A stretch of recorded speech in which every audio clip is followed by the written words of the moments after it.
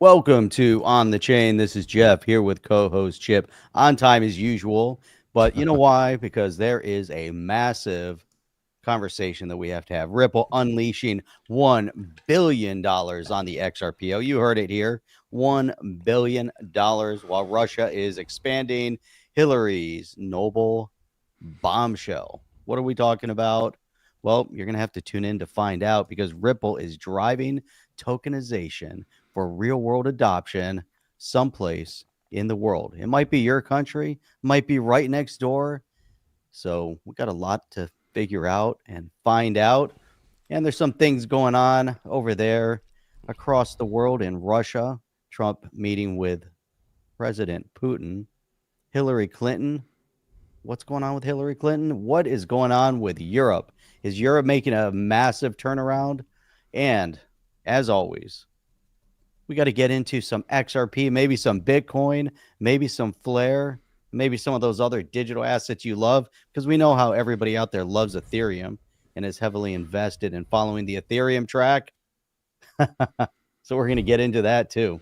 If you guys are ready to kick this thing off, Chip, if you're ready to dive in head first for maximum impact. Let's go. You ready? Let's do it. Welcome to On the Chain. Diving headfirst into the shallow end for the maximum impact, Jeff. You gotta say the shallow end so you understand. Good morning, gentle dudes. I love that. What's up, gentle dudes? Everybody, guys, drop where you're coming in from. Sorry, we had a little bit of problem. Some little things, that will hold you back between Jeff and I. Usually it's pretty flawless. Okay, sometimes we're not on time. But today was one of those days where everything goes haywire. So we're back on track today. We've got a lot to unpack here. And geez, Jeff, how's your jet lag coming back from South Korea? It's kicking in. It's this whole week. I think I've slept like 3 hours a night. But you know what's good about it, other than this morning? I've been waking up at like 4:30, straight to working out. And so that has been good. I want to get those early days. I like getting up by 5. I think 5 o'clock is typically a good time to wake up. 4 o'clock, not so much. I don't like the 4 o'clocks. But now that I've been waking up at 4 o'clock, by 8 o'clock, you're like, I think the day's over. It's like yesterday. Yesterday I was up 4 o'clock working out by 4:15, and then 5 o'clock rolls around, and and then it's like 5:30. Finish up with a meditation. And then it's time for coffee. And then I'm out, drinking my coffee. And then it's like 6:30. I'm like, now what do I do? Now what do I do? I just started my whole day. My whole day is halfway over.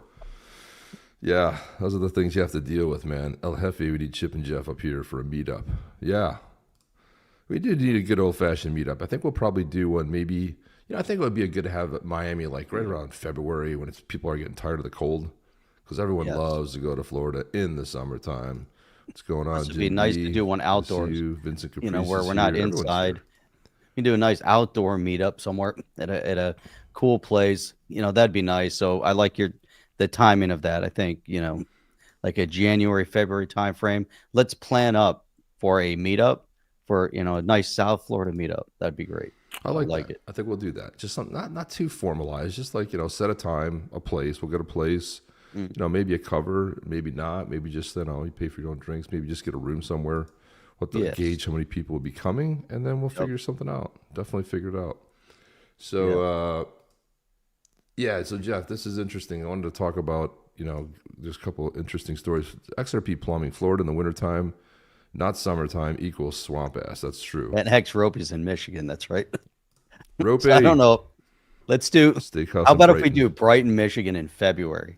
No, Jeff, I'm a big nay on that. Nay, says I. Nay, no way. Like if we're gonna do Michigan, that's like right now would be Michigan. Michigan's like that's dead. That's dead of winter, man. That's right. You could do it in March, and that would still not be good. Even it starts getting nice in May, June. Even April, May, you could not be doing it. Not doing it. Not doing it. So Ripple is talking about Singapore, talking about taking tokenization from pilot to real world adoption, advancing regulated finance and greater efficiencies, market maturity. So Fiona Murray, she's the VP Managing Director at APAC at Ripple. She put some insights together. She wrote a really nice long, we're going to summarize it, but along with this here, read the Edge of Singapore, which is called, on how progressive regulation and blockchain innovation XRPL are driving the shift. Here's the long, fun article. There was just so many ads on this thing, Jeff. I was like, look at this. I mean, this is like Ad Central. Does anybody really click these ads?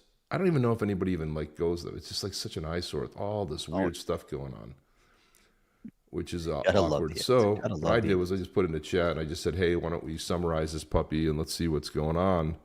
And we'll just kind of like hit some of the main points. You know, first of all, Singapore is basically leading digital asset innovation. And we talked a little bit about that regulation, which is so important. And Jeff, one of the things that I keep seeing that drives me insanely crazy are the people who were like, we hate the old, remember when the SEC was going on, Gary Gensler era? And everybody's like, we need regulation. We need regulation. We don't want regulation by enforcement. Remember that whole thing for years, 4 or 5 years with the Ripple suit? Those same people completely lost their minds. So like when the old guard was in there, we need regulation. We need regulation. We need regulation. There's no clear regulation on digital assets. Now, the new chair comes out and says, oh, we're going to have a crypto, whatever. She's crypto force, crypto something, positive crypto. And like, everyone's cheering them on like, yay. And I'm thinking, you people really lost your minds. First of all, the SEC is going to have very little to do with crypto once crypto legislation is passed. We don't need the new SEC, which because we got the guy in that we like this time, oh, this is the good guy. Now he's going to make the ground rules. I'm like, they're talking about ground rules and putting together council, and they're going to decide, no. None of that stuff's happening. I like the new guy. I love the sentiment. I love that you're positive on crypto, but just enough already, okay? And these are like prominent voices out there. These are the voices that are scaring me. Did you just forget everything that happened like the last 4 years? Did you forget, Jeff? There's no regulatory sort of clarity. But don't worry, the new guy. We like the new guy. We like the new administration. So we're going to be cool and letting him figure out what's going on. No, when the legislation's passed, the CFTC is going to be the regulatory body. The SEC will only get involved if it's a security, and who knows what they're going to actually pass that would have even less involvement by the SEC. What are your thoughts on this? Because it drives me insane to see this all over X nonstop. So the key here is that we want regulatory clarity. Through regulatory clarity, you know, we got to get into having proper legislation that is going to move the needle in the proper direction. Now, as we continue, and it's an interesting dynamic because politics in the U.S. is just meant to be dysfunctional. It's the strangest dynamic, but you know, I'm glad that Mark Smithson brought up the Woodward Dream Cruise because I'm pulling some content up on the Woodward Dream Cruise, and if you guys have never heard about the Woodward Dream Cruise out of Detroit, you guys are going to be impressed. So I got some stuff we'll pull up on that in a minute. Okay, I saw that. But I love the Woodward Dream Cruise. What's probably, I ran a foot race, like, you know, I was going to say ran a race, but then you'd think cars. But maybe I'm giving something away, you guys. It's, you know, when we get into what that is, you know, but anyhow, you know, when we get into this whole thing with regulatory clarity, we look at the SEC, we look at the overall dysfunction of how government is meant to operate, and it slows everything down. If things happen like really, really fast, and you could just say, hey, let's just flip a switch in government and just change policy, we'd be as, you know, further dysfunctional and, you know, backwards politically as pretty much every other country out there, especially, you know, parliamentary politics, political infrastructure, where, you know, you can just have a vote of no confidence and you have like, you know, 8 votes throughout the year for prime minister or president, and you never know what's going on, and you don't even get to choose your prime minister because you can only vote for the party. So, you know, everywhere you go, there's a bit of dysfunction, but, you know, slow, monotonous processes are built into our structure, you know. So, but then it's interesting too, because you bring up like with the SEC has an objective, and it isn't to provide, well, initially their mission statement is to protect individual investors, right? That's the whole overall overreaching idea. But then they forget their own mission statement, because government on its own is overly corrupted, you know, to then support the ongoing infrastructure of government, of the non-elected bureaucrats, so they can hold their jobs for the next couple decades. So we think about someone goes in and they get a career, whatever industry they get a career in. Maybe they change jobs, maybe they go company to company, or maybe for the next 20, 30 years, they want to work for the same company, or they want to stay within the same industry. These unelected bureaucrats within government want the same thing. They want to stay. Typically, they might change jobs, maybe they'll change departments, but overall, they want to stay within government work. And when they stay within government work, it becomes its own little tight-knit community that they think overall that they're running government. And all the elected officials that pop in and out are just kind of happenstance. Other than you have the career politicians that have never worked a day in their life, and from their 20s or 30s, they end up being an elected official for the rest of their career, and then they're within government and they figure out all the nuances of how they can corrupt and take advantage of the situation that they're in. And so you put those two dynamics together, and then you get all these dysfunctional outcomes, right? So you have slow, kind of monotonous part of the process. Then you pair in the individual dysfunctionism, and how we see exactly where we're at because of this happenstance. That's the word of the day right there, Jeff. It refers to a chance or random event of circumstance, often implying a lack of planning or intention. That is right. The word. That is the word of the day. And it's funny you mentioned, Jeff. You made such a great point so succinctly. It's really the SEC 3 tenets, right? They're supposed to protect investors, supposed to safeguard the public, from any kind of fraud, any kind of manipulations going out there, maintain fair and orderly and efficient markets, make sure the capital markets are operating with transparency, have some integrity to it, and then the main one is facilitating capital formation, not making ground rules because the new guy's in and we like the new guy, but we forgot exactly how government functions and what the SEC carries out. They carry out what Congress writes. And the other thing that I would mention as an adjunct to what you said, Jeff, not only is it supposed to work slow, but Congress will draft things purposely vague. They're putting their name on it, and typically before a midterm. With that year before the midterm, they don't want to do any actions that could actually tie them to a piece of legislation that they actually voted for or they didn't vote for, which makes it all too sticky. So that 1 year before, then the lead up, I really say it's probably the last 6 months, and the lead up to a midterm, everything's like, well, we're not going to pass anything. There's going to be a lot of obstruction. And it is really there. But I'm glad we went down that rabbit hole of the SEC, because it really is important, especially when you think about Singapore and the fact that they've had this great regulation. My God, they were one of the earliest countries there. And the efforts have moved basically from pilots and proofs of concept to real implementation of tokenization. So it's not just a dream. When you do a proof of concept, you can test it out. You can say, this is how it will work. But when you start seeing it in the real world, and it comes to public blockchains and real world assets, public blockchains bring liquidity. You've got 24/7 access with settlements, and also it's global access. And then you've got real world assets. When you think about real estate, commodities, IP, stablecoins, they can now be tokenized and traded, and the market potential is huge. We keep hearing these numbers, but 19 trillion in tokenized assets by 2033. And the last date we heard was 2030, and we've heard all kinds of stuff. But the point is, it's a massive type of a market.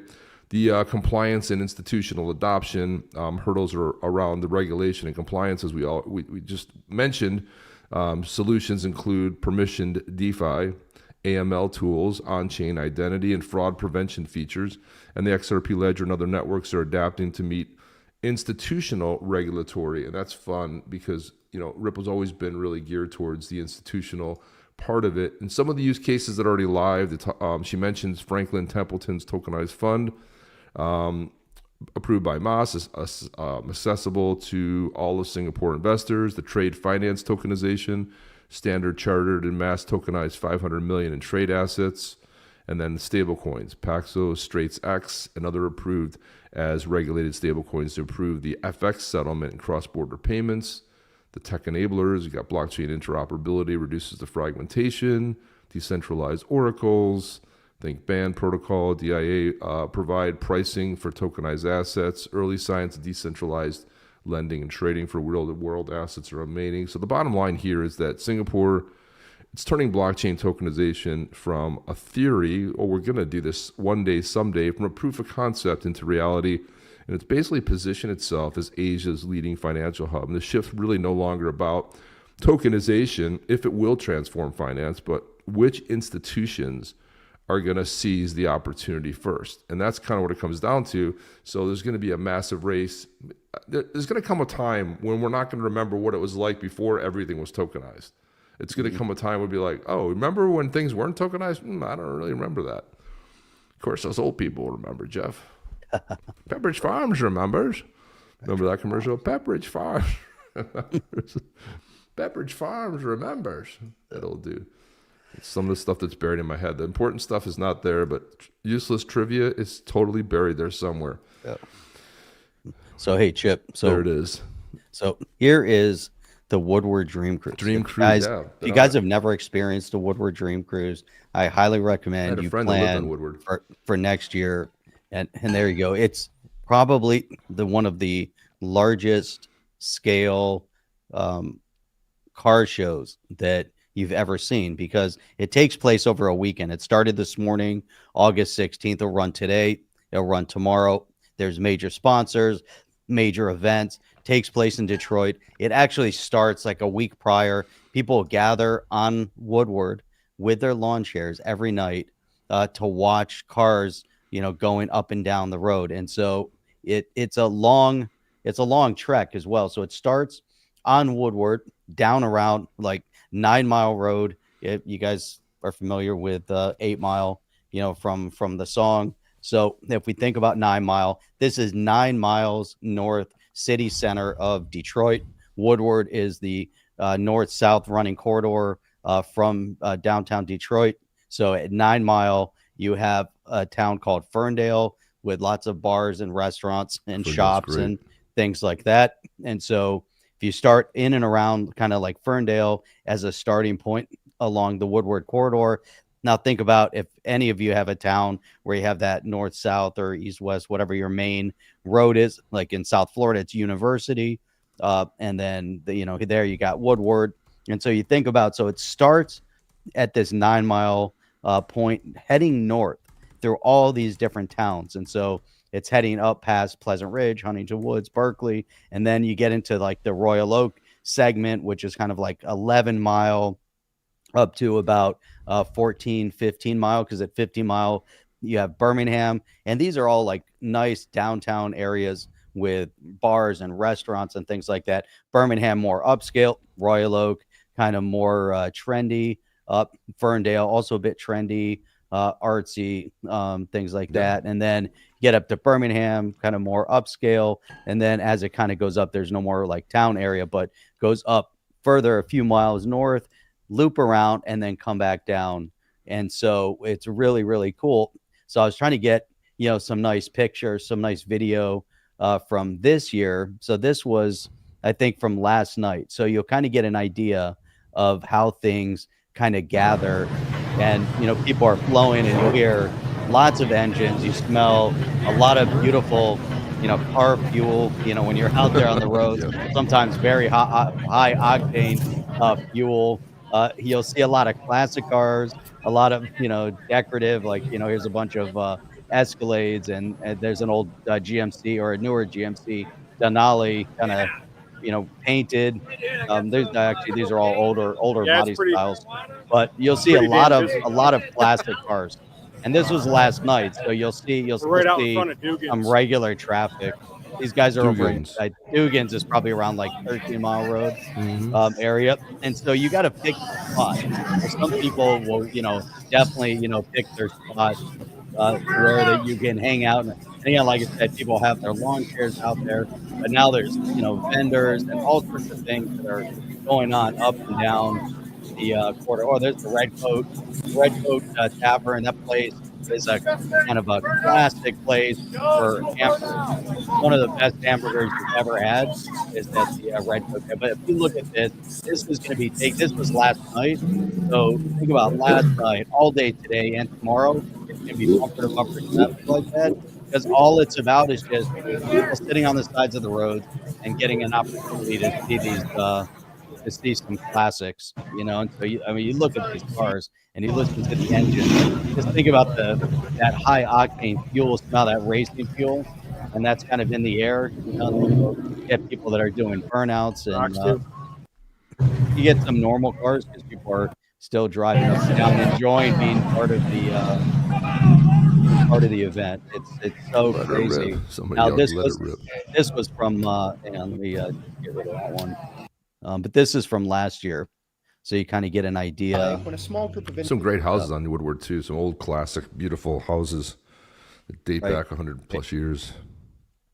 But you look at these, you know, the cars that have come out, and this is probably early on, BMW, you know, of the day, because normally it's just bumper to bumper. No one's Mustang. moving. You see tons of classics.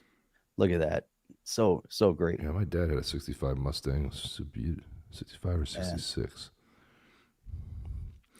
Yeah. So if you like cars, you're passionate about cars, then look at this. And you can see, you know, people just gather and you find your spot to sit along the road.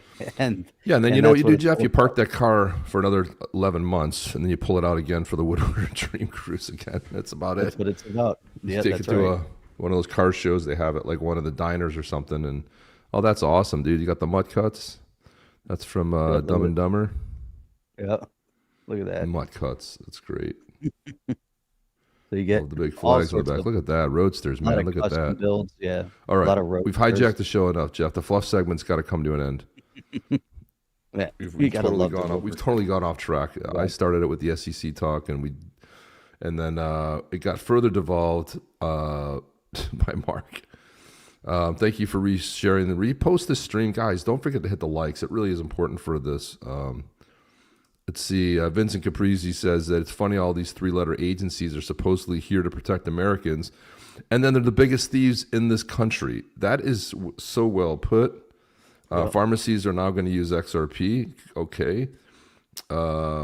Here's holy moly. OG never sold an XRP since 2017. Mind blown nearly every day. Retired and then XRP came along. Beautiful. You'll love to hear that. 30th anniversary of the Dream Cruise. Woodward has been packed all week. And it's good if you're having good weather, too. It looks like the weather's pretty good. Osmond says, happenstance show in Royal Oak. Happenstance. What else we got? Here we go. Here we go. My EV6 GT will, too. Nice. Yes, it's really this one sweet.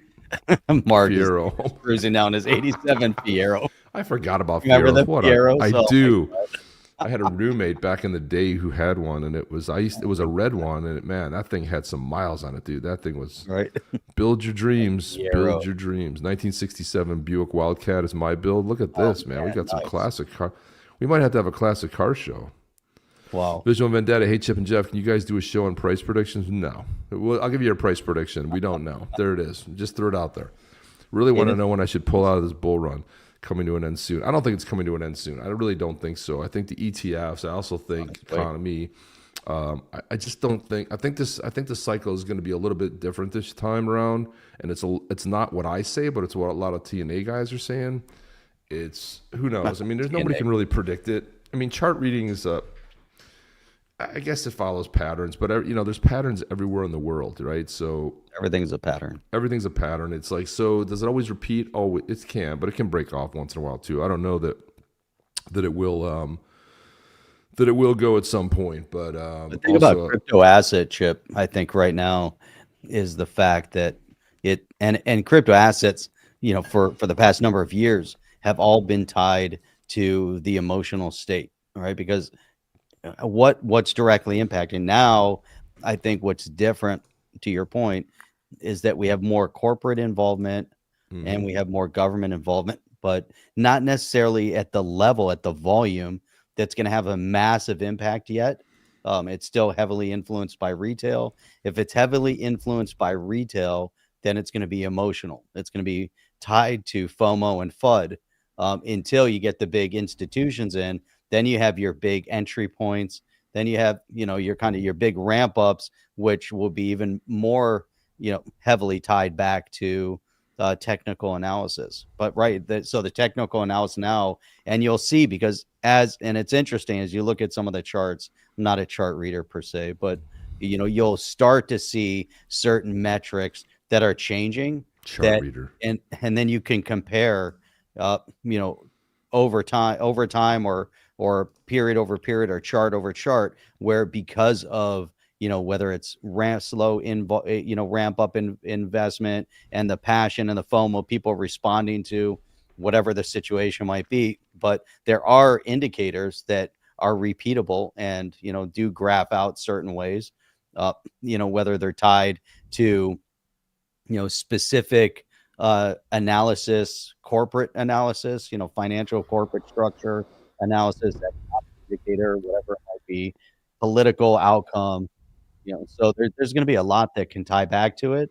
And so it is going to be interesting to see, did we just enter a FOMO bull period where everybody's jumping in? If Bitcoin pulls back, if there's any reason, and Bitcoin hit its all-time high at 124 plus, now it's sitting at 117, a $6,000 or $7,000 move, does Bitcoin, if Bitcoin pulls back further, the whole market's going to trend back with it. And so if we're going to get a dip in the bull market, how exactly then does that relate back to another bearish time? Or, do we enter into an even further bull? Is it pulling back because people are taking profits, or is it pulling back because of some other, nobody knows, Jeff. That's the whole point. Is nobody knows how it works. The experts don't know. Tough. We don't know. Nobody knows. Nobody knows. Yeah. XRP Plumbing. Thank you for that. Part. 1999. Big support. Keep up the great content. Peace and love to all of us. Agree with that statement. This is. I love to see stuff like this. This is a great Saturday show. Yep. We've gone off the rails already 2 times today. We try to keep on track. We have a basic game plan, but sometimes, always staying on track. What makes the show is you guys. You guys make the show. You guys throw a comment on, and we start talking about it. And that's what's fun for us to do. And Ray Run says, famous bull run words. It's different this time. Well, the reason it's different this time is that every other time in history, there was no crypto legislation. Check. There were no ETFs coming out. And if you look at the driver of what's driving the Bitcoin price, a lot of it, 70% of the buys have the, and what's driving that market are the ETFs. So that's the reason I think it's different. And Jeff's having another conversation with somebody, so I don't know what he's talking about. You can mute yourself over there, Jeff. I'm talking about the most important thing, coffee. Well, that's okay. I'll give you a pass there. Look at that steam coming off that coffee. You got fresh coffee handed to you? That's great, dude. So there is something different. Jim D says XRP will be revealed as a 3-letter agency soon as the government starts collecting taxes on the chain. Man, dude, look at it. You weaved in there. On the chain. Let's just point out how great this comment is. XRP, check, it's in there. 3-letter agency in there. The government in there, collecting taxes collecting taxes in there, and then the pun on the chain. How about that? That's very clever, Jim D. We still want Jim D to come on. There you go. You got to come on the chain. You got to come on, Jim D. We had a great conversation, meeting in person, great dinner with Jim D. We always want to come on here. His mind works in a very, very fabulous way. The way he thinks about things. So it's very good. Look at this. Mark Smithson, super sticker. Appreciate that. Look at this. All the way from the Dream Cruise. Man, he's hanging out at the Dream Cruise, listening to us and posting stickers. Man. That is solid right there. And then Ray says, we'll know. Well, of course we'll know. But nobody can predict. Even the chart guys are wrong. I mean, it's like, that's why we don't like everybody wants the price to rise. I think it needs to break the all-time high. I think it needs to break, well, it has, but it's got to break $4. Let's put it that way for XRP. Probably has to hit 5. 401k money momentum. Also. That's another good point, Cash Velocity. There's another good point. And we're not there yet. Wait till Trump allowing the 401k money to be, used, investment there. So you're going to see a lot of investments going there, the Fidelities of the world. And you're right. So there's going to be a lot of pouring in. The ETFs are a big thing. Also you got some cross-pollination there. ETFs are everything. I believe. Crypto market, 4 trillion will only get bigger, so it's always different this time. Yeah, I mean, we could easily see that decline to $5-6 trillion. I mean, 10 trillion is not even. We're starting to get someplace, but we've never really crossed 3 trillion. Like, it's really, so that's another Not yet. place too. Cowboy business, casual Stetson, gator boots, and 6-shooter holster. Yeah, let's go, Paul. Yeehaw, Paul. So Stu Alderoty's heading over to the SALT conference in Jackson Hole next week. He's gonna join some notables. Miles Jennings, who is the who's from A16 Crypto. Nice. And also Summer Mersinger what's in. We'll talk about her in a little bit. Sylvia Favretto, and then Talia Kaplan from who's a reporter anchor. So this is going to be interesting. They're going to talk about the Genius Act, the Clarity Act.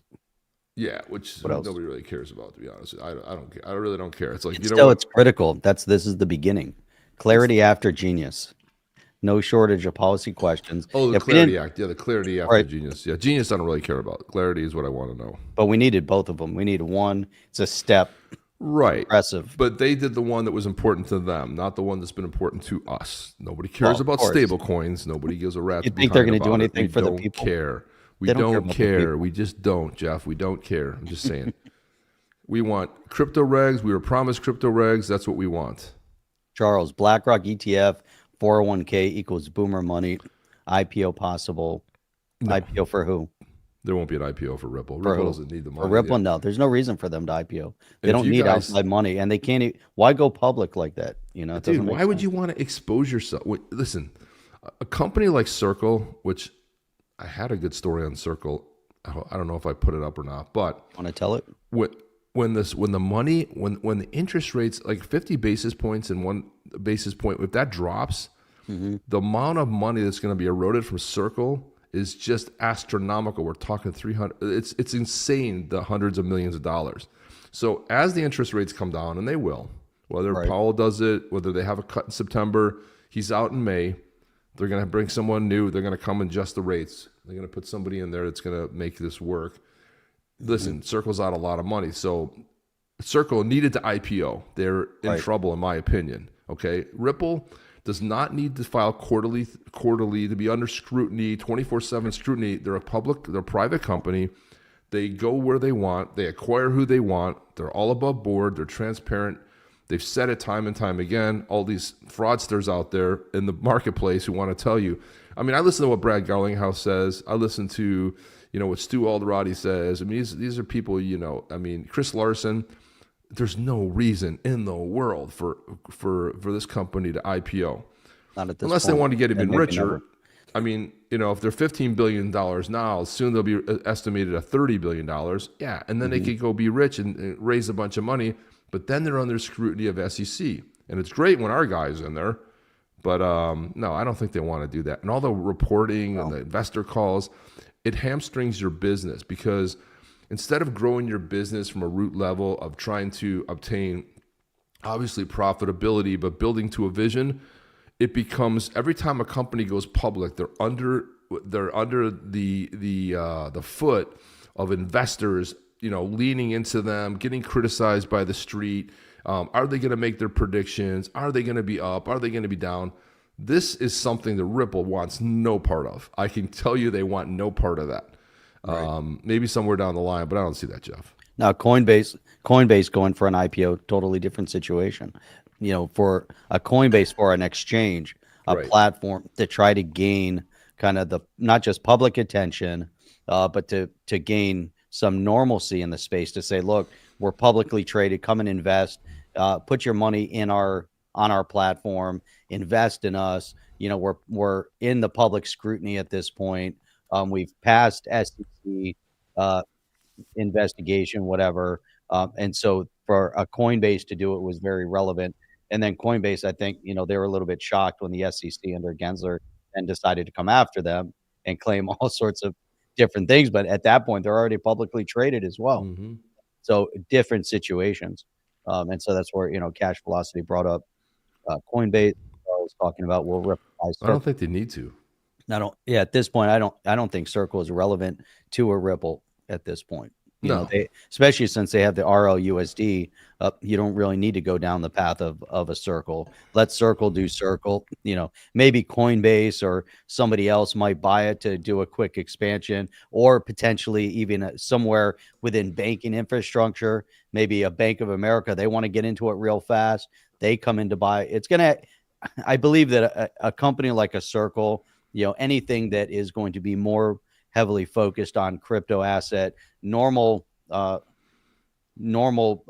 infrastructure, I would say normal legacy infrastructure, will come in and buy crypto infrastructure in order to fast pace their intro into the space. And that's what you and I have talked about for so long. Which comes first? Does crypto industry buy legacy industry, or does legacy industry, and we're talking about like financial institutions, banks, and things like that, does legacy industry buy crypto industry first? Which one happens? Right now, we're seeing a little bit of both.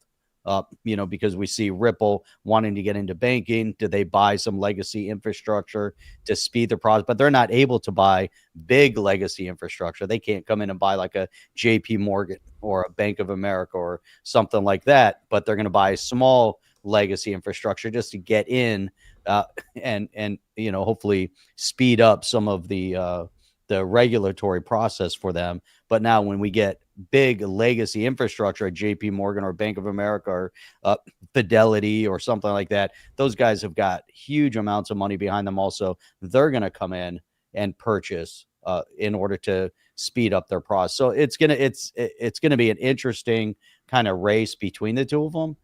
And, you know, wherever it falls, you know, but, you know, and again, you know, Chip, do you think we're kind of at that like a VHS Betamax moment, you know, or is it more like an Apple Microsoft moment where we're going to see multiple players continuously competing, not choose one over the other, but we're going to have like a mix of both as we compete for the growth of the space? I think it's bigger than that, Jeff, quite honestly. I think it's bigger. Look at that. We have Alchemist coming in. Hit the like. Alchemist. What's the excellent news? Always the excellent news is there's really not any excellent news. The excellent news is you're here. That's it, Alchemist. That's the excellent news. That's the excellent news. I actually think it's bigger than what you just mentioned. I think, you know, when you think about banks versus the crypto, you know, when you think, it's funny that you have this legacy banking organization that's protesting Ripple getting a banking license, right? Because there is a lot of fear. There's a lot of panic going on the banking side of it. Generally, what happens, I would be more akin to banks being able to adopt quickly. The fact that banks can custody crypto, they'd be wise to get into some sort of now whether they acquire an exchange or something along those lines, because there's a lot of fees and banks are always looking for ways to make money. That if they custody your crypto, if they allow you to buy it on your banking website through some sort of a partnership, we saw Citi go down this road. This is where I think either they're going to adopt or they're going to get slaughtered, right? And probably we saw, like when the internet took off, these legacy publications, you know, my parents would get the paper and they'd read it and they'd look at it. And I always hated the newsprint. I don't like the idea of starting a story on page 6 and going to page 11. And it just, it didn't make any sense to me. Every time online, I was just, my stories, it's on my phone, click, click. But these papers, they wanted to try to go online. They couldn't figure out a business model. And they all just pretty much suffered. And all the big ones, they just died and went away. So this is the same thing with the banks. If the banks do not adopt, they're basically going to be out. And the fact is you can become your own bank. You don't even need them anymore. And when they talk about the you know, offloading crypto and rails and all that, none of that makes any difference, man.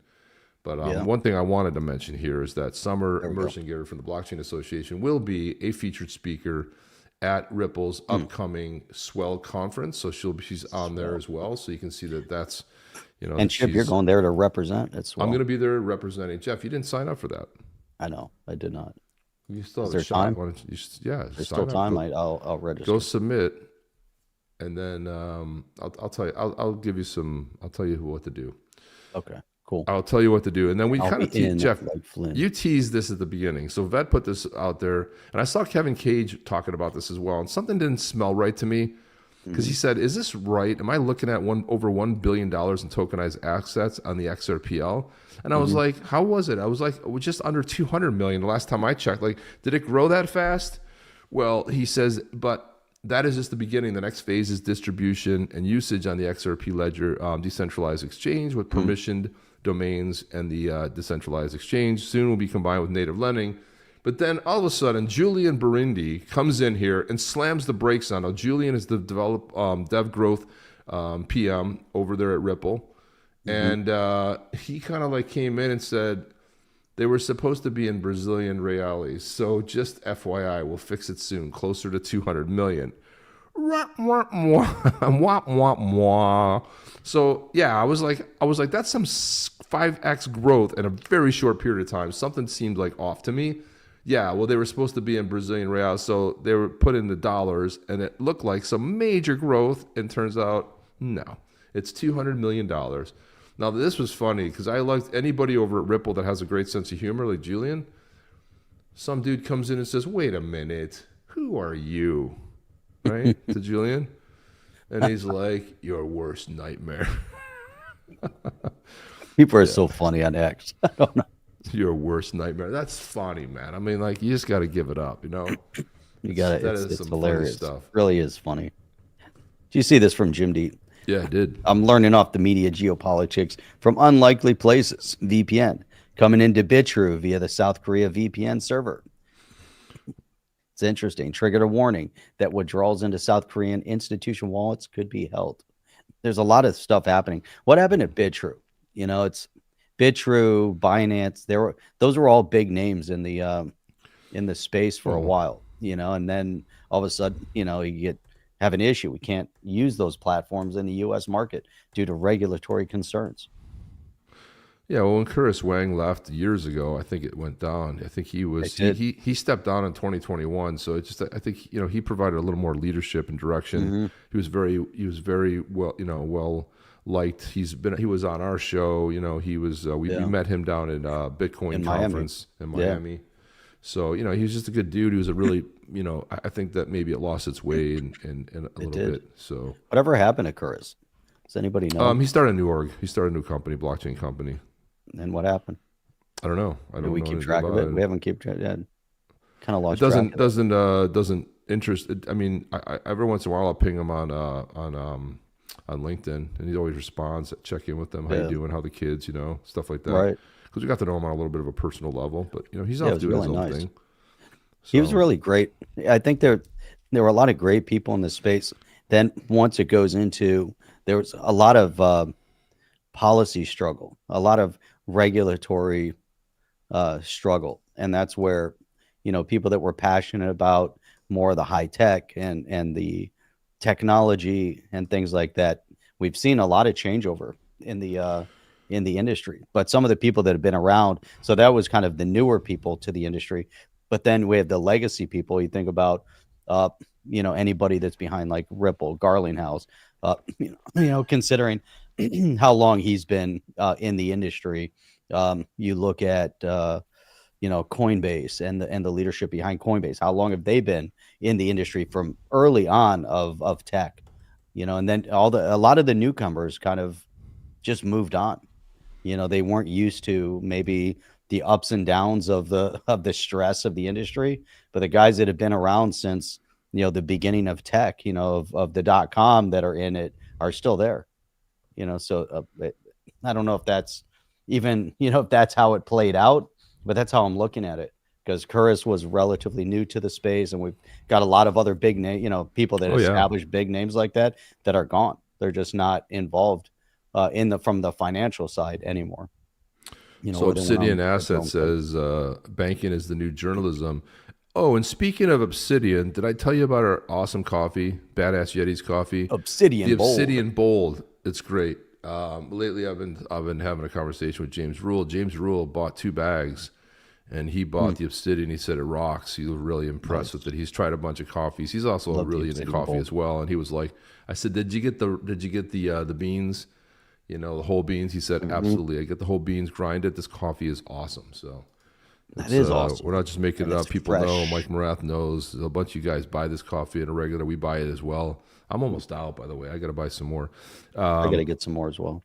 Yeah, the Obsidian Bold is fantastic, man. The whole bean, God, fantastic. Really. Oh, Chip, hey, we're at the bottom of it now. We're talking about on the chain, badass Yetis and things like that. Obviously, coffee. Go buy some of that badass Yeti coffee. Go to badassyetis.com. No, badassyetiscoffee.com. Go get yourself some of that coffee. But we got to play this because Play it, Yetis. man. I haven't seen anybody say post Yeti. You guys know the word of the day. So, but here we go. Type it in. We got 3 in there so far. 3, man. Type in Yeti. Well, we'll have 20 before the show's over, but here we go. When a badass Yeti from the Blue Tribe.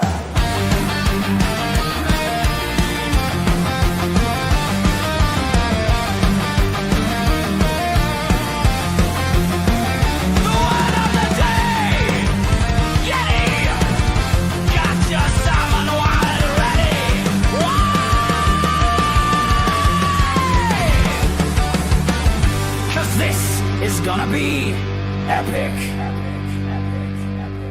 It's time to claim your legendary Blue Tribe Yeti of the clan Pathfinder. His name Gunner. Let's go.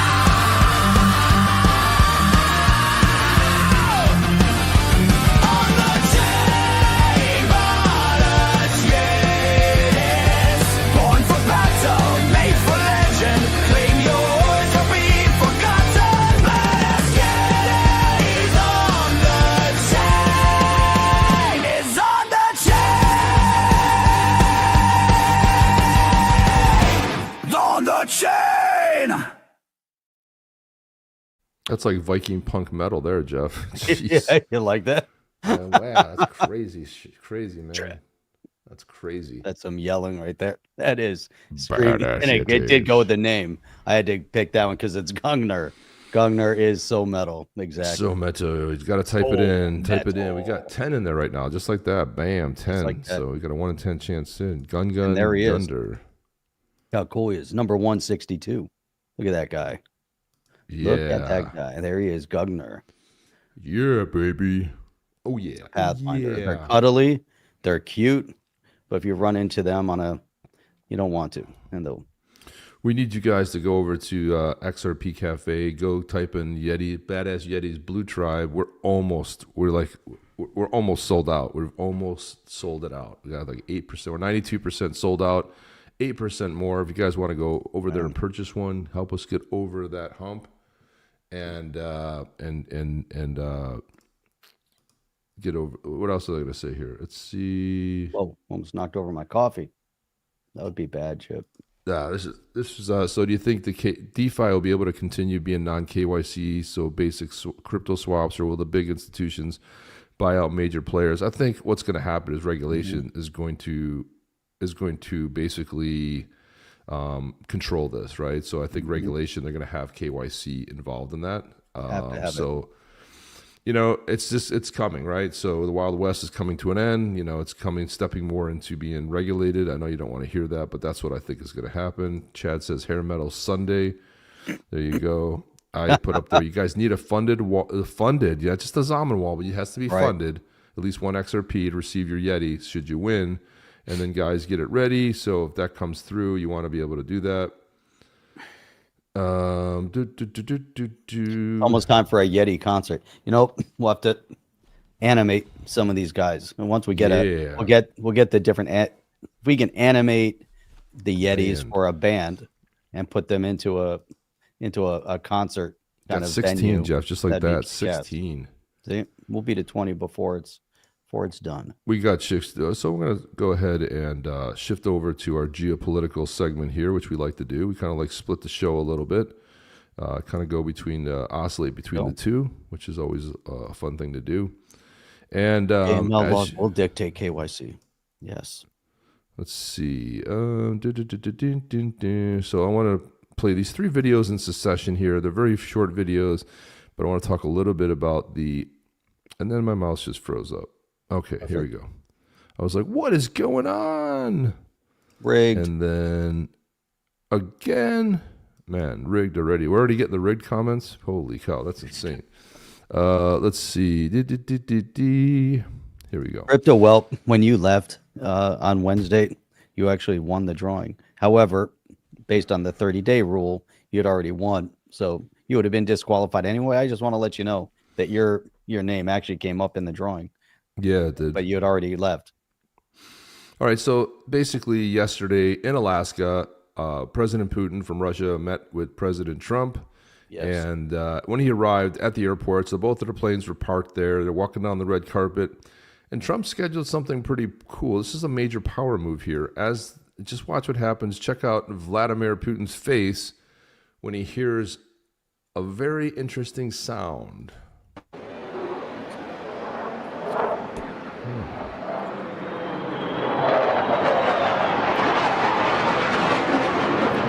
Got a little nervous there at the flyover. look at the look on his face. He's a little Panickville here. Yep. He's looking. He hears jets. He looks up. Look at this. Look here. Trump's like, it's okay. It's just I scheduled that flyover. Right. Just want to show you how strong our military is. The other cool thing they did is as his vehicle drove in, they had all of the jets parked lined up on both sides. So when he came in, he saw the jets.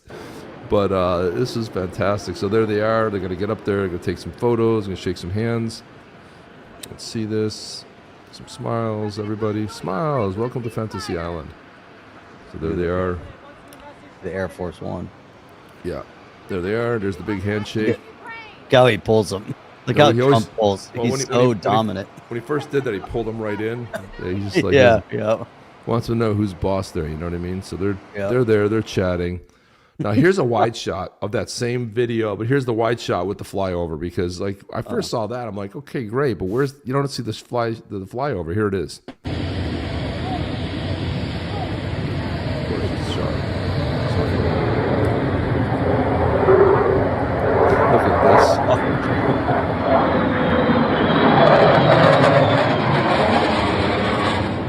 Yeah, look at Oh, that. look at all man. the jets on the ground, man. Yeah, they were all lighting the entire way when he drove his little, his version of the beast up there. And then this is you gotta Putin love talking about, basically what Trump has been saying. Trump has been saying that, hey, had I been president, this war would never have happened. And everyone's like, yeah, pipe down.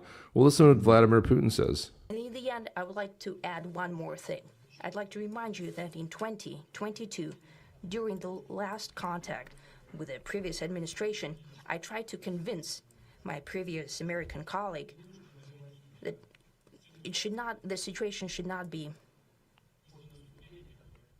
brought to the point of no return when it would come to hostilities. And I said it quite directly back then that it's a big mistake. Today, when President Trump saying that if he was the president back then, there will be no war. And I'm quite sure that it would indeed be so. I can confirm that. Mm-hmm. I think that overall, me and President Trump. There you go. That's it. But we said that so many times as well. The whole thing, you just look back historically, on things that had happened with Russia under the different administrations. And, this time around, they wanted it. The previous administration wanted the tension. They wanted the chaos. They wanted the global chaos. They liked the death and destruction.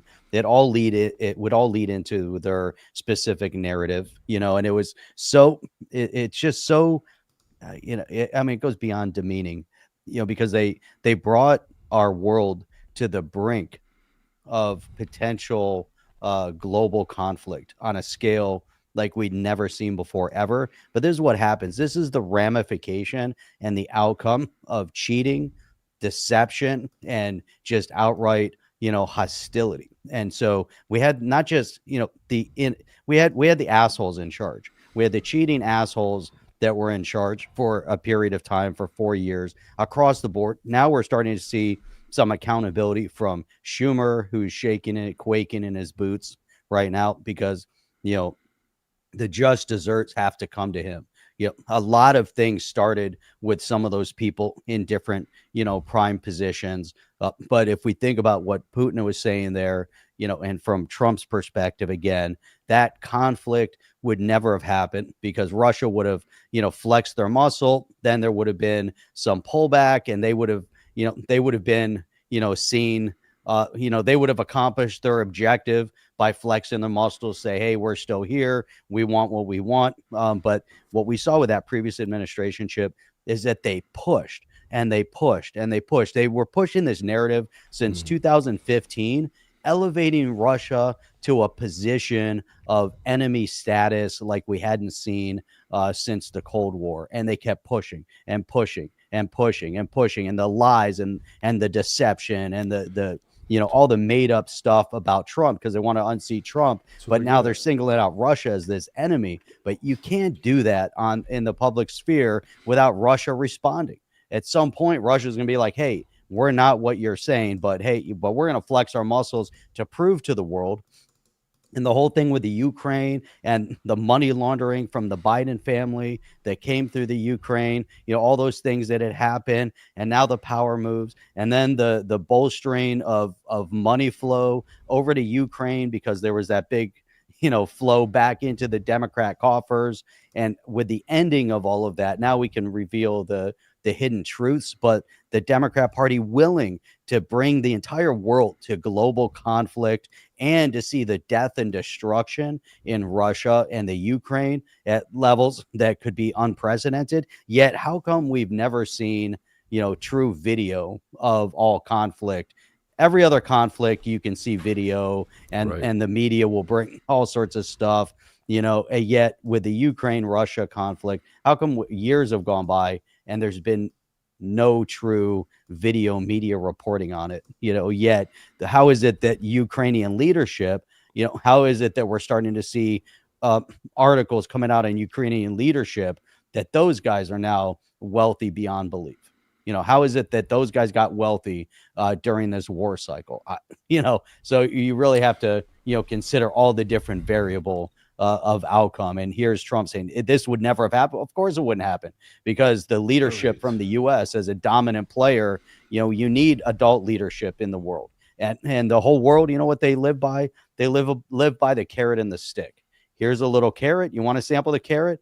Yes. Okay. But if you go too far, you want to grab the whole carrot. Here's my stick, and I'm going to bash you on the head with it. That's how the world exists, and yet now it's just been, and now it's just been carrot. Oh, we're going to take your whole carrot, but, and then with this previous administration, like, here, take all of our carrot, take all of our people's carrots. And by the way, we're going to bring in all these other people into our country. So not only are we going to give our carrots away, we're going to let you come into our country to take our carrots before we even have them. It's just like everything was ass backwards.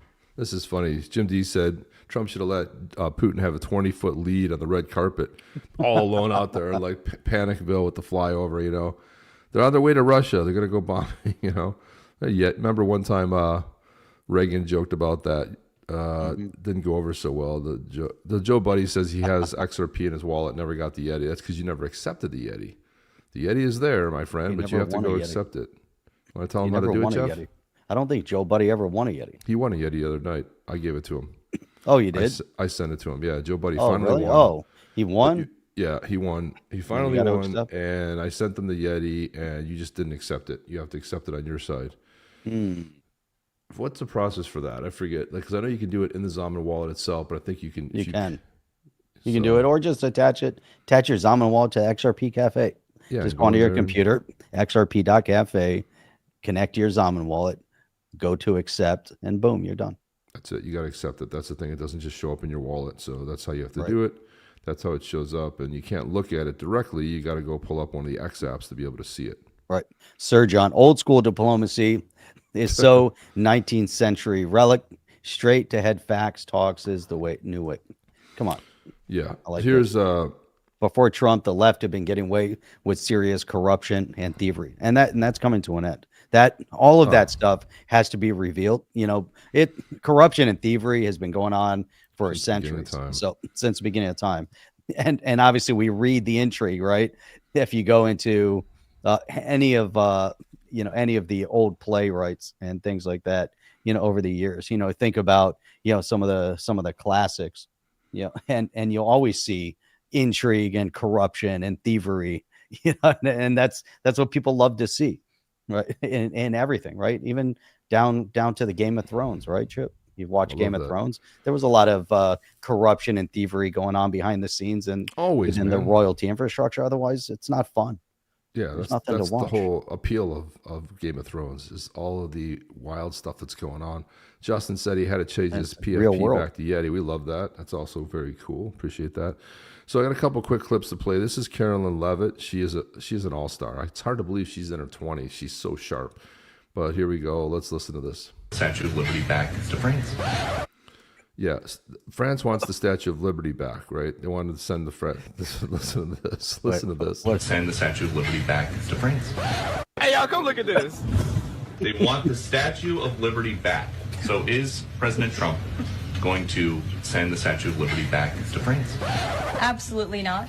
And my advice to that you imagine? unnamed low-level French politician would be to remind them that it's only because of the United States of America that the French are not speaking German right now.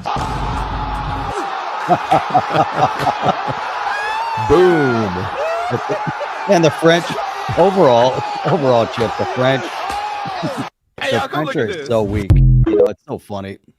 French government overall is so weak. You know, over the years, there's never been a point where you see like real strength, you know, coming out of French political leadership. I don't know what it is. And then they always choose the wrong side. It's mind-boggling to me. And they're doing it all over again. You know, you see the French political sway, and they're always picking the wrong side. They never do what's right. It's mind-boggling to me. Well, you know, and we're the good starting to news see is some of that play out again. they're about to get conquered because you go into France anymore, it's not France. It's No. good luck.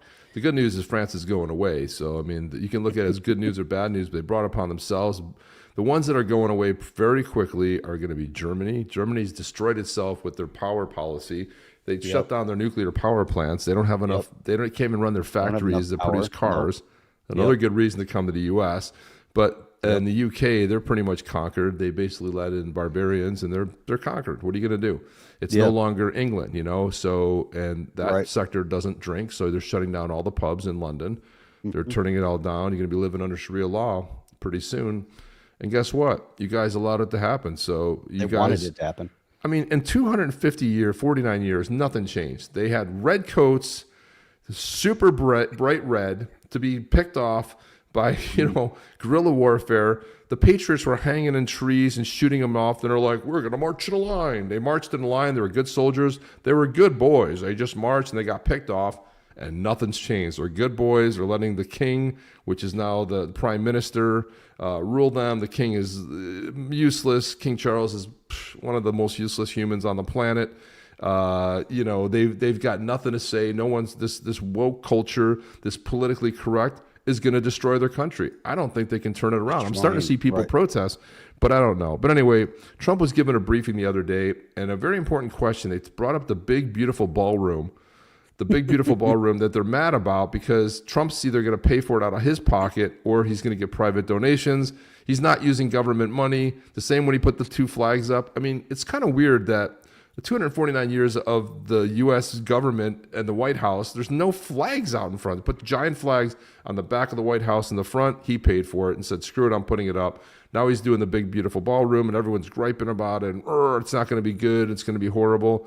I mean, meanwhile, they have dignitaries. They put in a tent on grass with tables set up. This is a joke. This is the United States, man.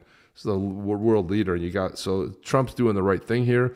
But anyway, a reporter wanted to know about the briefing room if he would do something similar. Listen to this. My question is this. You're building the big, beautiful ballroom. Yeah. Could we build a big, beautiful briefing room, updated technology, more seats? I don't want to do that. I don't want you to be comfortable.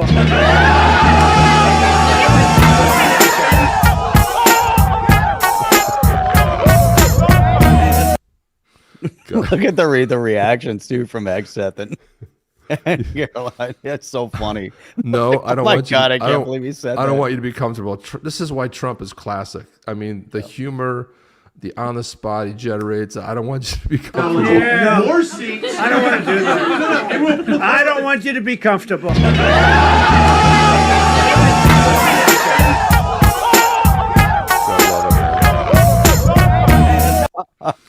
You gotta love that. You gotta love it, man. I love Trump. He's great. He's great. They Northeast Whitewater brought up some interesting points here too. Ukraine war really started in 14, where the CIA and neocon Senator McCain, Graham, and Democrat Murphy instigated a color revolution to directly challenge Russia and expand NATO, breaking deals in the 90s. That was they put their guy in, right? And that's where all the corruption handled. And don't you remember Biden famously saying, "I told them that you're not going to get the $1 billion if you don't fire, the prosecutor." And goddamn, what he says, he said, well, don't you know that's what they did? Well, I mean, you're admitting this publicly, dude. Did you threaten them? I mean, you had a prosecutor looking into the corruption. Yeah, Jeff, it was completely. Yep, and more, fictition, from the media up here in Maine, full of Canadians. Media says they're not visiting. Of course, they're visiting the U.S. Where else would the Canadians go? I mean, the Canadians still come into Florida. Why? Because it's Arctic over there during the winter. They have nowhere else to go. Of course, they're going to come to the U.S. Of course, they want U.S. goods. Of course, they want to come down here. I mean, come on. I mean, it's so insane. The Canadians aren't going to stay in Canada unless they force them to stay in Canada. They love the U.S. It's only because of the U.S. that Canada is as secure as they are. Because of our power hold, globally. But at the same point, the Canadians were also notorious for allowing, people to flood into their country. And, and we might even see, some switch over. Think about a population of 30 million, not very hard to overthrow that country.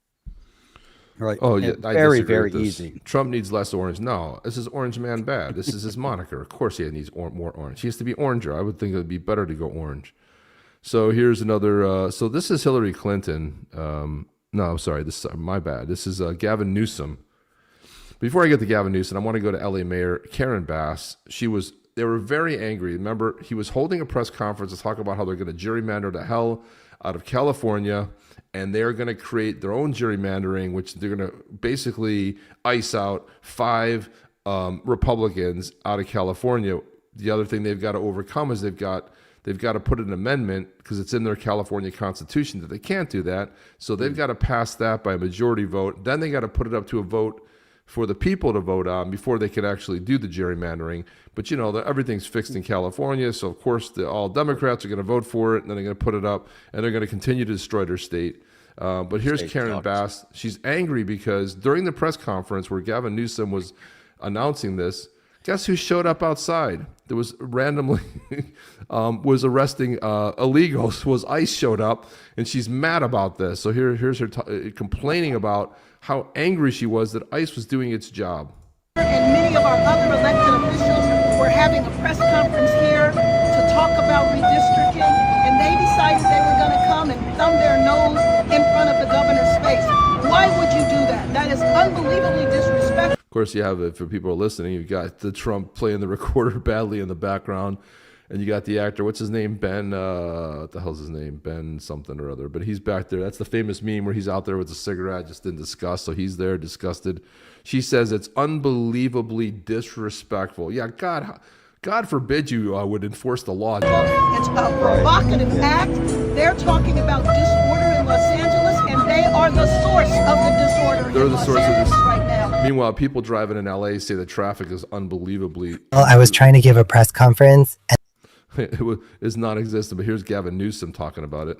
And they arrested Panchito.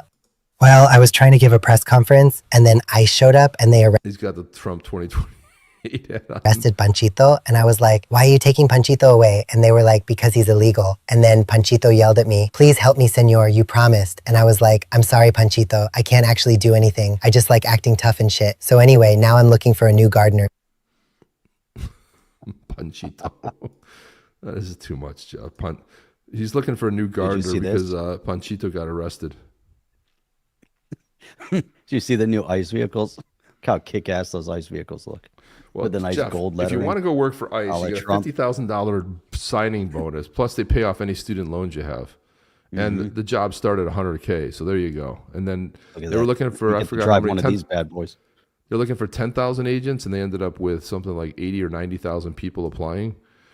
Yep. So for all your people out there that have friends that have TDS, Trump derangement syndrome, here's Jim Brewer on Trump derangement system. This is good. What? is going on? Right? Like, it's past. It's past if you're divided politically. Even, you have to admit, even if you're like, I don't care as long as it's not you know who. Like, that was like a demonic, like the devil came out and just whoever, like, we're gonna make people hate Donald Trump, hate. Get him. I hate Donald Trump. He's a racist. He's a dead white supremacist. He's an insurrectionist. They lynch people.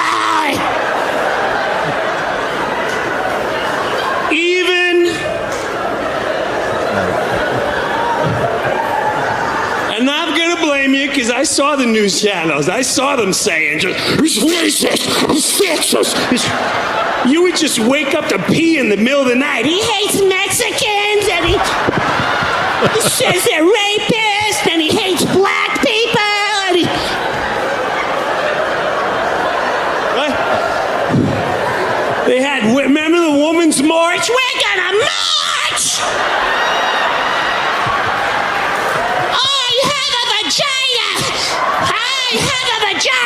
Oh, they knew what a woman was then.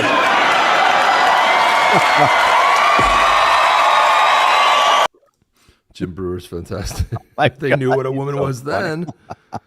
You get up in the middle of the night to pee. They Mexicans, they black. I mean, it's just unbelievable. But the funny thing is, the reason it's funny is because it's so spot on. And then Hillary Clinton, Jeff, this was a shocker. Looks like she's vying for an easier prison sentence. Here we go. Architect of that, I'd nominate him for a Nobel Peace Prize. If he was the architect of a peace deal between Ukraine and Russia, nominate him for a Nobel Peace Prize. We are on the precipice of a meeting between President Trump and President Putin in Alaska. Drawing on your experience as Secretary of State, if you were en route to Alaska, what would you be looking to get? What does an acceptable deal look like? He is not meeting with a friend. He is meeting with an adversary, and an adversary who wants to see the destruction of the United States and the Western Alliance. But if he could bring about the end to this terrible war, where Putin is the aggressor, invading a neighbor country, trying to change the borders, if he could end it without putting Ukraine in a position where it had to concede its territory to the aggressor, had to, in a way, validate Putin's vision of greater Russia, but instead could really stand up to Putin to make it clear there must be a ceasefire, there will be no exchange of territory, and that over a period of time, Putin should be actually withdrawing from the territory he seized in order to demonstrate good faith efforts, let us say, not to threaten European security. If President Trump were the architect of that, I'd nominate him for a Nobel Peace Prize. There you go. But why? Well, you know, everything that she says is, yeah. Well, of course, Obama got one before he even got in the office. He got a peace prize. Meanwhile, there's more death and destruction in wars. I mean, in his 8 years, it was devastating. Everything that we're witnessing today is a direct result of everything he did for 8 years. Remember his first, the Obama thing is for as soon as he came out, he undermined the position of the United States, went around on an apology tour and apologized to all these countries already showing weakness. And then you remember Hillary Clinton with her reset button, more weakness. You know, it's all weakness. So 8 years of Obama weakness. Then Trump comes in, you know, finally, you know, putting us back into position. But the Obama legacy didn't go away, and they undermined the first Trump administration on a scale like we've never seen before in the history of our country. 4 years of Biden controlled by Obama legacy, you know, more destruction on the global stage. And now that at least those last 4 years were so critical because it opened the eyes of the majority of the public. And so people are finally they wake up and they're like, holy shit, we're on the brink of destruction like Europe is. We have to be the last bastion of hope. We have to be the great saviors once again. And we're going to put ourselves on the line. We have to bolster our bottom line. We have to strengthen our base. We have to redig our trenches. We have to make sure that this country is powerful for the next 100 years. And so that's what's happening right now, especially considering that we're seeing Europe falling at a rapid pace. And so, things have to happen in certain ways. If Kamala Harris would have somehow, they would have finagled her to come in, and we would follow the Hillary Clinton mantra. Think about all, remember Hillary's, remember Libya, remember all the things that happened under Hillary Clinton when she was Secretary of State, and the destruction on a global scale as well, and the undermining of our safety and security, because directly resulting and related to policy from Obama and Hillary Clinton. Think about where we were positioned at that point. And then 2015, again, the undermining of this great country by the Democrat Party, and the fake dossier and the Russia hoax that, again, I mentioned this earlier, put us in a position of direct conflict with Russia. So when we play that video of what she's saying, and think about, again, to go at the adversary in Russia, Russia's been an adversary. Yes, everybody knows that. The Soviet Union was an adversary. However, Russia had been brought back to their heels, because they rely heavily on the export of natural resources. And the Obama administration and Europe, and put everybody in a position where they rebuilt the Russia economic funnel, and kind of put them back in position, creating the adversary, giving them the money to do what they had to accomplish, and then elevating to them a status of conflicts and adversary, to where they had to do something. And so this whole thing that Hillary Clinton's talking about, they made it. They created it. We had to sleep in the bed that they directly created. And so now what Trump is doing from a negotiation perspective with Putin, there has to be some sort of, benefit from both sides. They both have to come out and believe that they're getting benefit. We see how Trump is negotiating on a global scale with tariffs, and you can see how the rest of the world is falling into place, even with high tariffs, because they have to reset the trade imbalances with a lot of these countries to re-benefit the United States.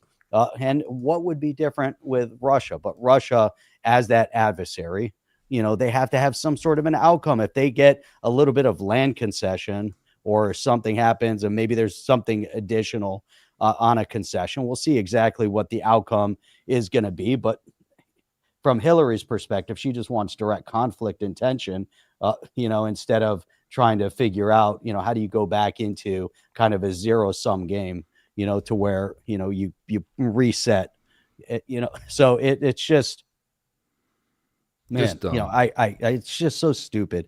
We could spend hours and hours going through and kind of analyzing, the insanity of what they do and how they do this. They're just weak human beings. They're weak. They're not coming from a position of strength, which is why Trump was able. He goes like, okay, you don't want to negotiate 30% tariff, and then 15% starts looking real good. Joe Buddy says she knows Ukraine's given up land. Territory has already been lost. This is a big nothing burger. So there's no way. Right. She's basically saying that exactly. Russia give back all the land it won, and then you deserve a Nobel Peace Prize. Her terms cannot be met. Exactly. Jim D says Putin probably offered to swap Ukraine for Alaska. That's pretty funny.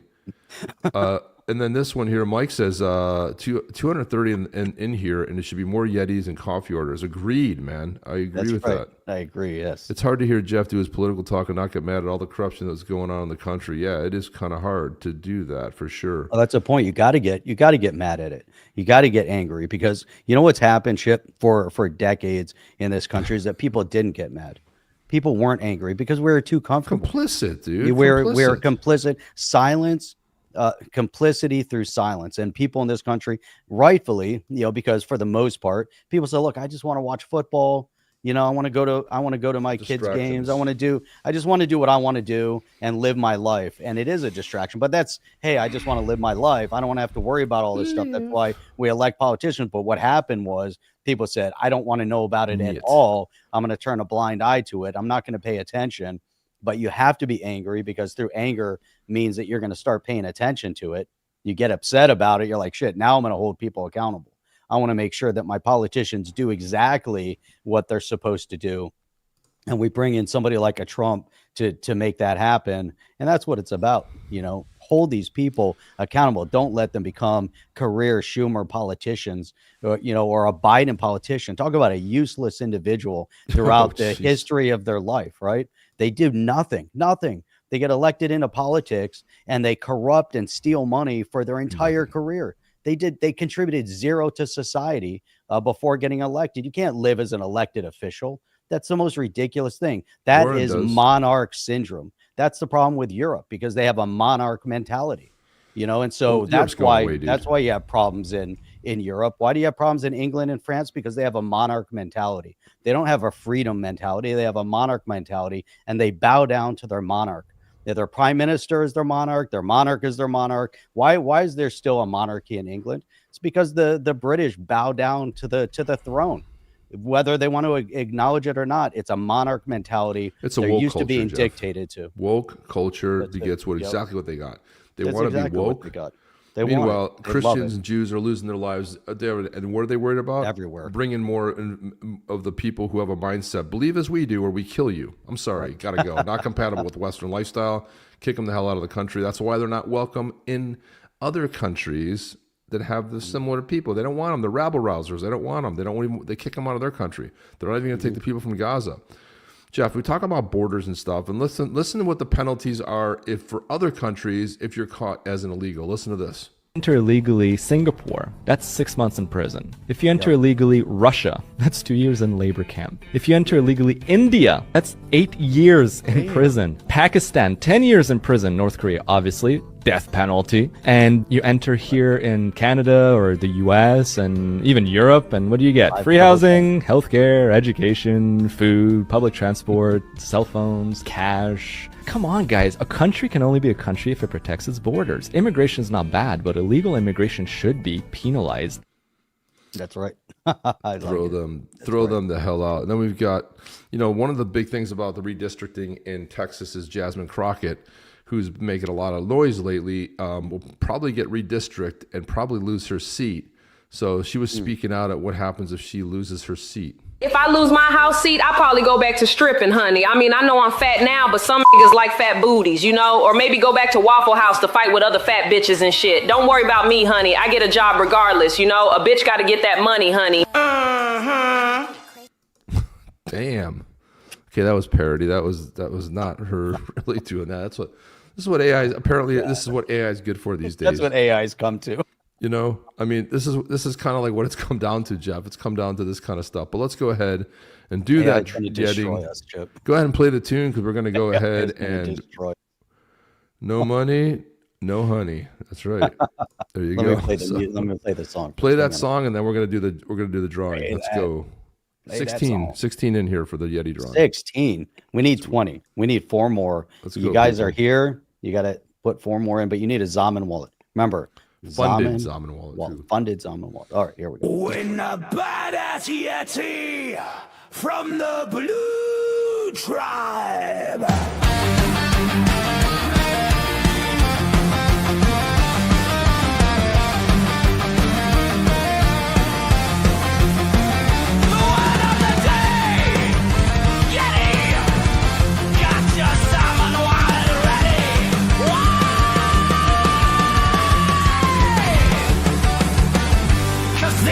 Is gonna be epic. It's time to claim your legendary Blue Tribe Yeti of the clan Pathfinders. His name Gunner. Yeah.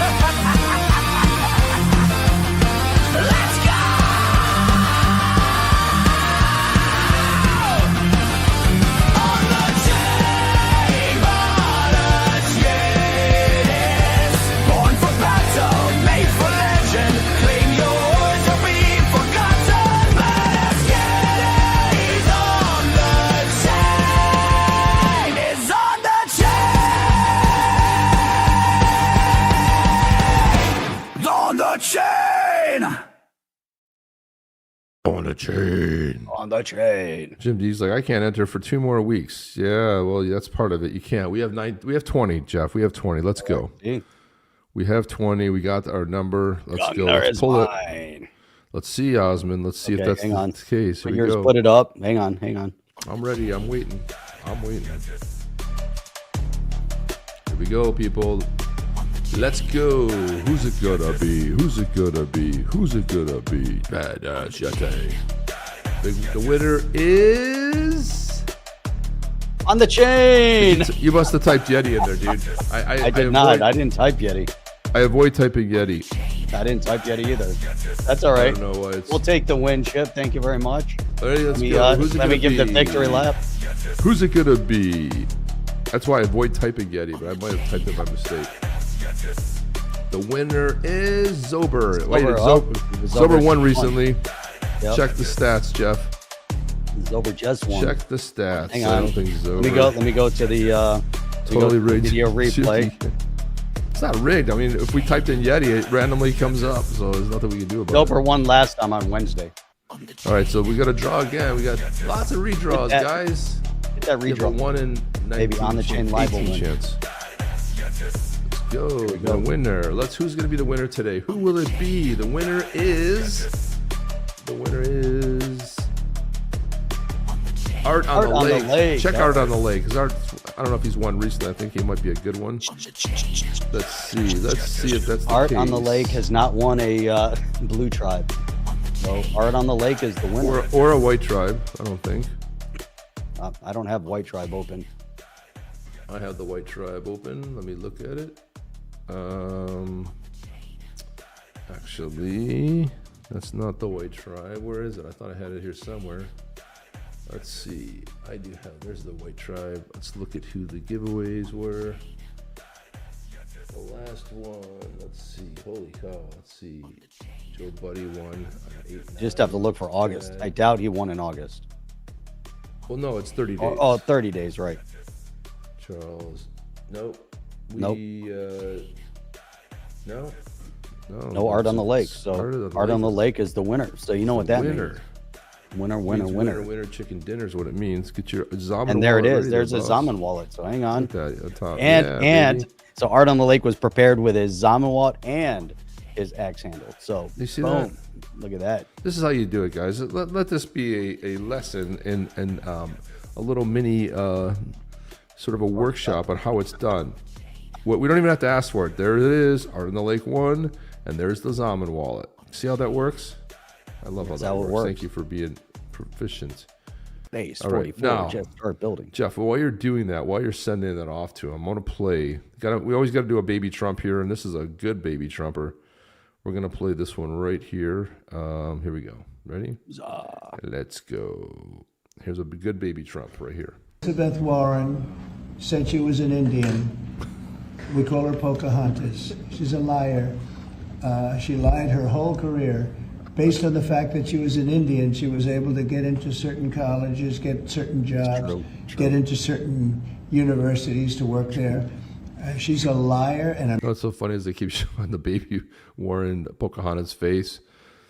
Mean person. She's a nut job. I watched her the other night. She's all hopped up endorsing a communist in New York City. And she was all excited and jumping up and down. She's got to take a drug test. She really does. She's got to take a drug test. There's no way somebody can act that way and be normal. What she's done to our financial institutions, he destroys people. Do you know that you had a lot of great banks in the Midwest and banks that loaned to farmers and others, and they went out of business? She put them out of business. Stone cold mean. Banks that were open 150 years, family banks that supplied the farmers and manufacturers and others.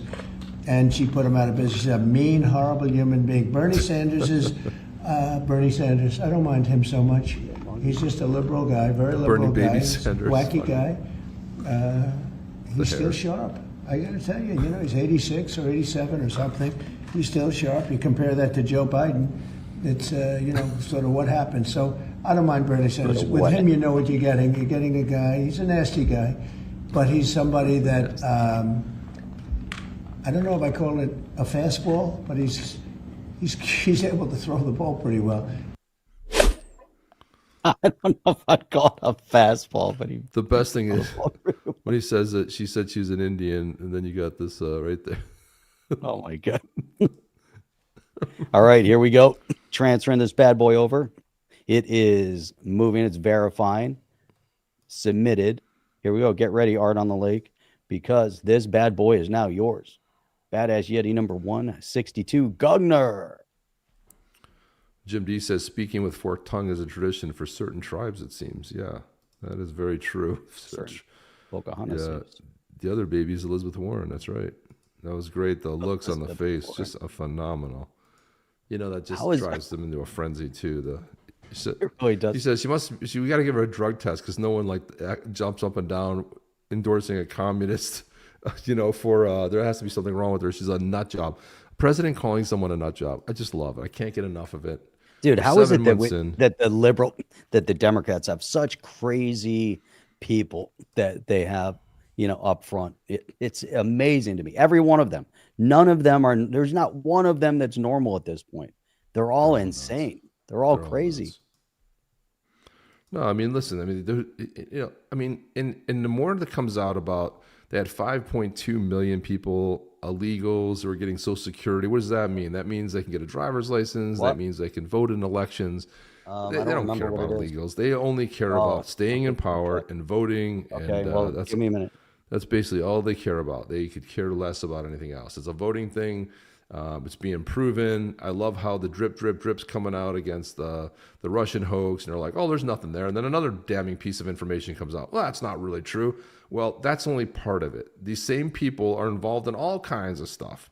And it'll be time to get them subpoenaed and get up there to testify. And let's start seeing, because when you're under oath, you lie, catch you in a lie, and then boom, you're off to prison just for that. The cover-up sometimes is worse than the actual crime. In this case, there's lots of covering up, and it's about to come to fruition. But anyway, we need to make a baby face of you guys and laugh together. That would be funny. We should take a clip of the show, Jeff, and do a baby version of us. How funny would that be? That'd be baby hilarious. version. That would be funny. You'd be baby Jeff. You'd have like a bald head, freaking hair, tons of hair. Man, oh man, oh man, oh man. The illegals are like lunatics, raising all of our insurance rates in Florida. Yeah, not only that, dude, but they're also, well, it's also the, because they're never insured, right? Just driving around, getting in accidents all the time. As John Fetterman continues his recovery, he's starting to sound sane. He still votes wrong, but he talks a good game. Yeah, it's like his brain healed when he had that stroke. It started healing. He started making some logical sense, but he has to vote with his people. There's a bunch of Democrats that you wonder why they're Democrats. We in the Balkans, says Sir John, have a full spectrum of freaks for politicians, but seeing the U.S. Democrat Party, they're all saints. Wow, that's some heavy criticism. I recently saw Charlie. I wanted to play a clip from. Maybe we'll play it tomorrow night. But Charlie Kirk was talking about. Well, you can't really say the conservatives. Talked about the Tories. I'm like, look, dude. The Tories are not conservatives. The Tories here in the U.S., would be calling them Democrats, and that would be being nice, okay? They're the conservatives. No, not by judging by our conservative standards. If that's their conservatives, and then they put labor in there, and labor's like left lunatic, that's like, you know, even further left of the Dems, but pretty much in line. The Tories, come on, man. The Tories were a bunch of, I mean, they have one party system over there. The Tories, they might find a point here and there, but no, Reform UK, yeah, maybe you'll find some things, but unless somebody radical comes in to be on prime minister, they're not going to get any through. They got stupid parliament to contend with, and they've just surrendered their country. They'll be conquered. You won't be able to go there anymore because it'll be under Sharia law. And they'll be like, we don't know what happened. We're like, well, everyone else does. You'll be the last ones to know. Germany, Switzerland, Norway, goodbye. France, it was nice knowing you. Yeah, you go over there, and somebody just shot a video over there, and they're like, "Oh, I thought I was, I didn't think I was in France." But you saw this, you know, you could see there was France. You could see the Eiffel Tower behind them, but no, it didn't look. The funny thing is if you lose your language, culture, and borders, you're dumb. You lose any two of those, you're done. Your country doesn't exist anymore. Language, culture, borders. What's the point of going to Poland if it's not Polish culture and food? What's the point of going to, you know, visiting any Balkans countries if it's no longer, you know, the culture and the food? Like, what, you know, why would you want to go anywhere You want to go? Why would you want to even visit? Why would you want to even visit? Ireland if Ireland's no longer Ireland. And, the Irish people, they lose their culture. They lose hundreds, thousands of years of tradition. Boom, wiped out in 50 years. Done. Completely done. And they're dominated. So there you go. And it's not, people go like, oh, you're being racist. Listen, man, you just got to do your homework. You got to follow what they say. And I'm sorry, I'm not sure if you can tell somebody that if you don't believe the way I do, we're going to want to kill you. And their main goal is to infiltrate and impregnate and spread. Eradicate. Eradicate. That's it.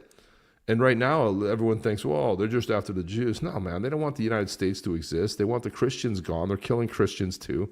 Everywhere around the world. Right. It's crazy. And they don't. And what do their countries produce? The countries they came from. Nothing. Loser countries, horrible government, poverty-stricken. They get an opportunity to go somewhere else, and instead of assimilating, they fly their flags and they spread their hate. So to me, no, sorry. No pass. Gone. See you later. You're out. Margaret Thatcher had it right. You got to be sent back, And Keir Starmer talks a good game, but he's not doing anything. But if you don't stop the flood, I mean, I was there in 2000 and I was shocked. 2000, 25 years ago. And I was shocked at what I saw. And I said, it's only going to get worse. And man, has it. They're closing down pubs in London because they don't drink. They're taking street corner musicians and they're destroying their instruments because they don't like music. I'm sorry, man. It's a very oppressive sort of a, and then they're, and then they can't stand up for themselves. So they go to stand up and the police come and they arrest the citizens of the country instead of saying, you know what, these illegals have overstepped and we're not going to allow this violence. But nope, they decide they're going to take a punitive action against the citizens of their country. And this is, the silence.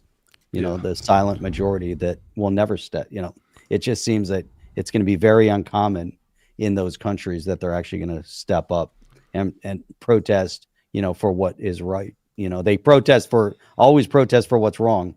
But let's see, for once, if the people of the country will stand up and protest for what's right, which is protecting their own country. Well, that's time to get out of here, Jeff. You can't have open borders and welfare stats, says Ayn Rand. That's absolutely 100% true. Right. That's all we got. Guys, we'll see you tomorrow night. Tomorrow night. 8 p.m. Eastern Standard Time, whatever that time might be in your country. That'll be Sunday, Chip. That'll be Sunday or early Monday morning if you're somewhere else in the world. But that's all we have, guys. We'll see you on the next one. Chip and Jeff, out. See you on the next one. Are you down with OTC? Please like, subscribe, and click the bell to be notified when the next video drops.